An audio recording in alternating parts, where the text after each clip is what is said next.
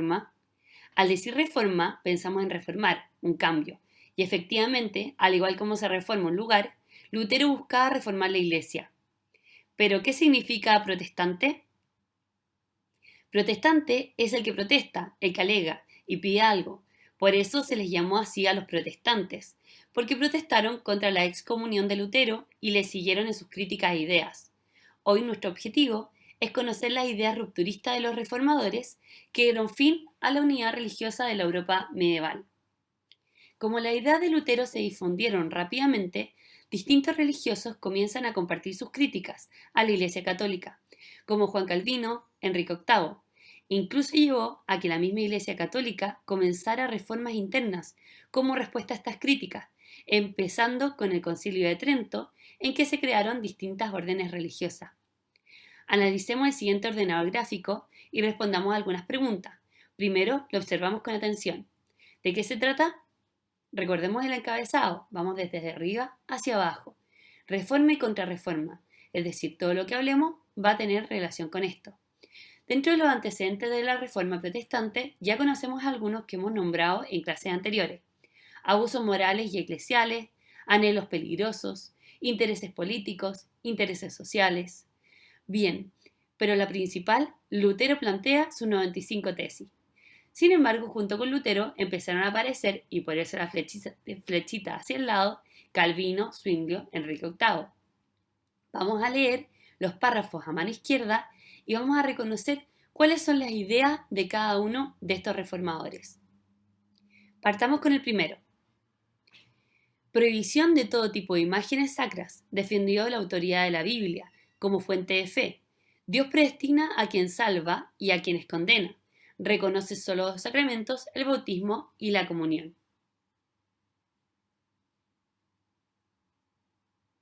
Estas ideas son de Zwinglio. La prohibición de las imágenes sacras, que va a ser una de sus principales ideas.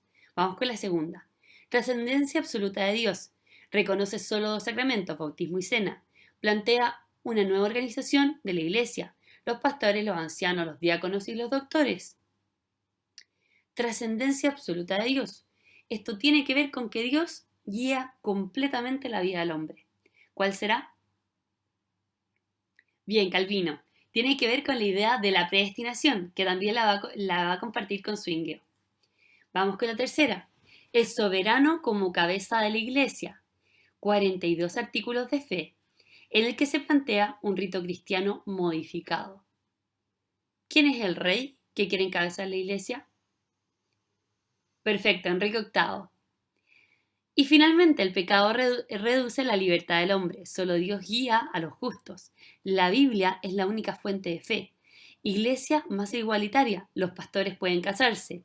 Liturgia más participativa. Se reemplaza el latín por lenguas vernáculas. ¿Cuál será?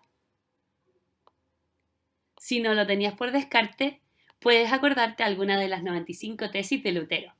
Miremos ahora las consecuencias de este gráfico. La reforma y contrarreforma tuvo diferentes consecuencias, pero intentemos responder la siguiente pregunta a partir de estas consecuencias. ¿Podemos afirmar que la reforma quebró la unidad religiosa de la Edad Media?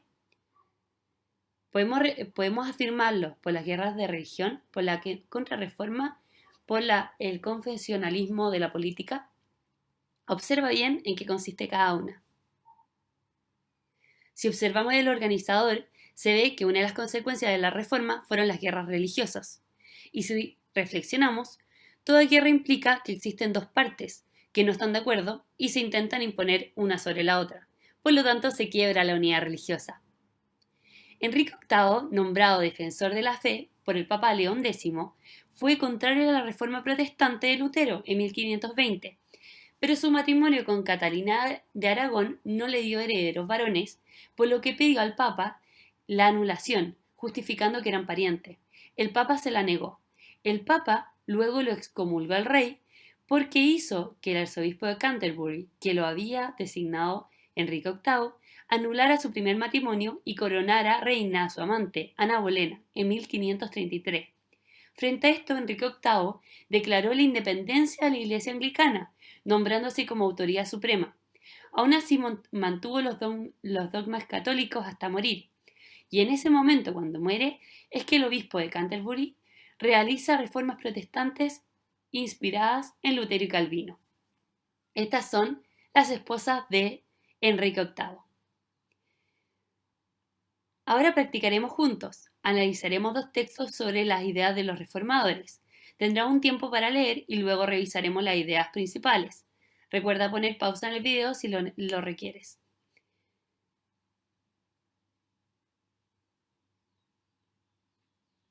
¿Qué ideas subrayaste? Puedes haber considerado algunas ideas novedosas de Martín Lutero, como que solo la fe basta, y que a través de ella se perdonan todos los pecados. También puedes haber tomado en el segundo párrafo que todos en la iglesia son iguales por tener el mismo bautismo, la misma fe y ser todos cristianos. Completemos el recuadro. ¿Quién es el reformador del luteranismo? Pon pausa en el video. Bien, Martín Lutero. Nombra 3 ideas centrales. Pueden ser: las obras nos salvan, al creer, se te perdonan los pecados, todos los cristianos son iguales. Vamos con la siguiente. ¿Por qué iba en contra de la tradición medieval o de qué manera reaccionó contra la reforma? ¿Cómo te fue?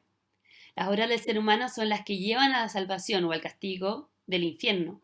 El papa y los obispos actuaban como verdaderos príncipes. Influencia en el mundo actual. Todos los seres humanos son iguales. Las autoridades de la Iglesia hoy solo se hacen cargo del aspecto religioso y no tienen otros privilegios. Vamos con el siguiente texto. Nuevamente tendrás un tiempo para leer y luego revisaremos las ideas principales. Pon pausa si lo necesitas.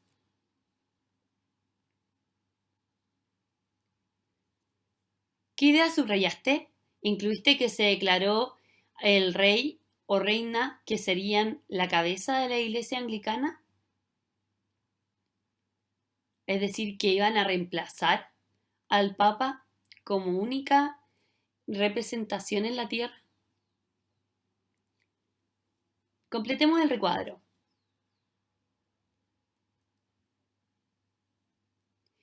¿Quién es el reformador del anglicanismo?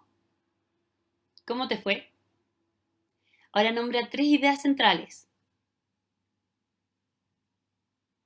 Separación de la Iglesia romana, rey o reina asume el cargo de papa, rey o reina es el único representante en la tierra. Habían pocas ideas, pero podíamos separarlas en 3. ¿Por qué iba en contra de la tradición medieval o de qué manera reaccionó contra la reforma? No reconoce al Papa como representante de Cristo en la tierra. Rechaza la obediencia a lo promulgado desde Roma. ¿Y la influencia en el mundo actual? ¿Cómo te fue? El Papa solo encabeza la religión católica, ninguna otra.